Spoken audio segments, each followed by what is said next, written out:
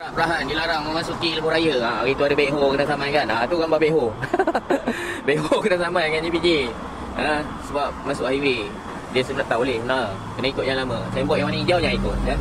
Okey, lori ada dekat sini. Barang 4.8. Malam ni aku nak pergi ukur jambatan 4.7 tu. Nak tengok betul ke tak betul 4.7. Aku sekarang ni dekat Taman Datuk Kong ni. JB. Nak ala KKL. Alang-alang ada kat sini jalan kaki sekejap lah pergi ukur. Nanti aku bagi tahu berapa dia punya tinggi. 4.78. Aku ukur palang ni. Aduh, apa pun tak boleh lah. Sebab barang 4.8. Kalau kata palang ni 4.8 lebih sikit, ada chance lagi. Sekejap, ukur jambatan tu pula. Hampir 4.9. Ni aku ukur yang dekat sini. Jambatan tinggi. Tapi mana dia kata? Palang tu kena. Yang belah sana aku tak ukur lagi. Sekejap. Okey, ini ketinggian yang sebelah sana. Maknanya kalau daripada JB lah. Ada rendah sikit je lah. Rendah dalam 1 inci yang sana.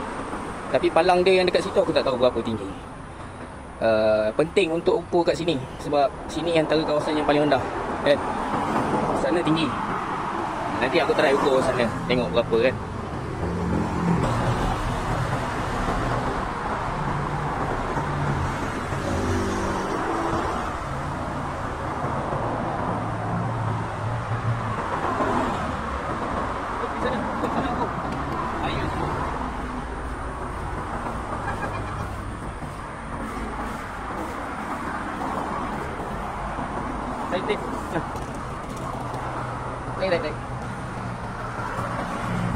Tarik.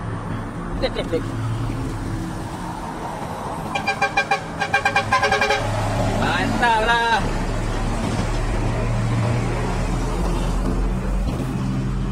.49 juga. Ada lebih sikit lah. Tadi dekat sana dia tak sampai 49, lagi 1 inci. Sini dia 49. 49. Apa pun tetap tak boleh lalu sebab palang 4. Berapa tadi? Palang 4.7 lebih sikit lah, tak sampai 4.8. Barang aku 4.8. Dah, jom. Selesai juga. Okay, jambatan Datuk Kong. Ini highway UDL pergi JB. Sana pergi Kempas Tol. Okay, aku dekat apa? Taman Datuk Kong. Tak boleh, aku tak nak ambil risiko lalu sana. Okay, ni barang aku mesti 4.8. Dah ukur tadi. Bahagian paling tinggi 4.8. Palang tak sampai 4.8. Jambatan lepas sebab jambatan dekat-dekat 4.9. Tapi yalah palang punya pasal. Kalau lalu-lalu orang tersangkut kan, jatuh kena orang, banyak cerita. Okay, sekarang nak simpan balik. Dah lah.